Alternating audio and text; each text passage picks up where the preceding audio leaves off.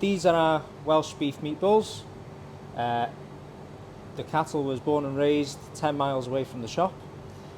So these meatballs, Welsh beef, caramelised onion and some rusk, and these were produced locally, slaughtered here in Llanrwst, and we've made them here by hand in the shop. So these can be used for a lot of pasta dishes. Welsh beef is great for your steaks usually, but with the meatballs and the burgers and stuff like that, it's great for the barbecue, and yeah, it's very versatile. All our beef, 10-mile radius, all farms that we trust and know. Yeah, so everything's local. My name's Cleon Jones. I run Jones Our Butchers, a second generation butcher. My dad started the business back in 1991.